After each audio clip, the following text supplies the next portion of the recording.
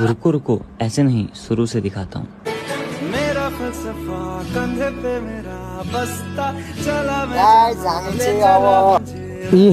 दुईजना बसिरहेको छन् ब्यागमा चाहिँ हैन हामीले चिसो चिसो राखेको छौँ हैन चिसो चिसो खाएर अनि हल्का यहाँ मस्तको भ्यूको हैन मजा लिँदै अनि चिसोको पनि मजा लिँदै मस्तसँग बस्नुपर्छ। आइरहेको थियौँ त्यस्तै घुम्न अनि चिसो चिसो पनि लगेर जाउँ भने यो अनि यहाँ पहाडको डाँडामा आज घाम नलागेको कारणले राम्रोसँग उस्तै देखिरहेको छैन त्यही पनि दामी देखिरहेछ के एकदमै भ्यू राम्रो लागिरहेछ क्यामेरामा हल्का उयोको कारणले राम्रो देखिरहेछ हैन त्यसै कारणले हो। अनि फलिभिसनमा चाहिँ यहाँ उस्तै रोड पनि राम्रो रहने रहेछ अनि खाली भ्यू त एकदमै बवाल छ रोडको हल्का दिक्कत भयो रोड बन्नुपर्छ नै राम्रो आउँछ हैन मान्छे पनि टुरिस्टहरू पनि एकदमै घुम्ने गर्ने हो नि यो ठाउँमा जस्तो लागिरहेछ हैन हल्का नेचुरल भाइबसँगै हैन हल्का घुम्नेको लागि डेभलप जस्तै बन्जिङ जम्पिङ के भन्छन् नि त्यस्तो खालको पनि बनाउनु पर्छ यो ठाउँमा भन्ने जस्तो लागिरहेको छ हैन किनकि हेर्न सक्नुहुन्छ यो डाँडामा बनाए पनि यहाँ तल साइड हेर्न सक्नुहुन्छ हैन एकदमै गहिरो छ के यहाँनिर बनाउनु पर्छ भने दामी देखिन्छ भ्यू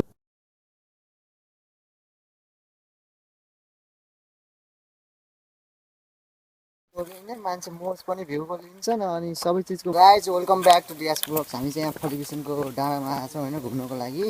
त्यस्तै घुमफिर गर्नको लागि अनि सिन देखाइदिउँ भनेर अरूलाई पनि अनि यहाँ साइड हेर्न सक्नुहुन्छ तल साइड नदी छ हैन यहाँ यो पहाडको डाँडा भन्छ नि त्यही छन् हैन डाँडा साडा अहिले हामी चाहिँ उता पुल साइड जान लागेको पुल साइड गएर अनि त्यसपछि त्यहाँको पनि भिडियो देखाउने छौँ प्रकाश भाइ चाहिँ उता फोन चलाइदिएको छ मस्तसँग अनि यता साइड हेर्न सक्नु उता 2-3 जना मान्छे पनि हिँडिरहेको छन् अनि यता बाख्रा चलाउन पनि आएछन् मान्छेहरू हैन जियोस फलिभिसनमा आएर यस्तो लाग्यो कि पुरानो फिल आयो कि एकचोटि हामी गएको थियौँ हैन पहाड साइड घुम्न त्यहीको फिल आयो हैन त्यसैले अनि हामी पनि घुम्न आइदिउँ भनेको हैन पहाड साइड घुम्न नआएको धेरै भएको थियो कि एकदमै ज्यादा भएको थियो त्यसै कारण आइदिएको हेर्नु यति दामी देखिरहेछ नि दृश्य यति राम्रो हैन फलिभिसन भनेर चाहिँ राम्रै देखिरहेछ अनि यहाँ चाहिँ बाख्रा साख्रा चलाउन आने रहेछन् हैन यहाँको मान्छेलाई चाहिँ भ्यूको केही कमी छैन जस्तो लाग्छ हैन भ्यू यति नेचुरल भ्यू हैन नेचुरल अक्सिजन पनि मिल्छ जङ्गलतिर अलि कहीँ घुम्न आइहाल्नुपर्छ हैन पहाडतिर यस्तो साइड